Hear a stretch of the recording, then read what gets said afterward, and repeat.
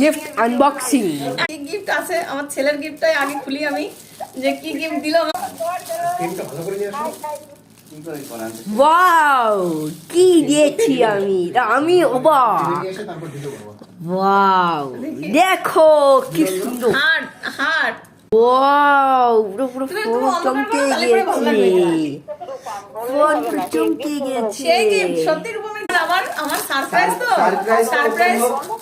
আমার দুইখানা ফোন, তার মধ্যে একটা আমার পুরোখানা। আর তোমার প্রিয় ফোন ঠিক করে নিয়ে এসে দিয়েছে। ফোনটা ফেলবার বাবা, এই দেখো কি।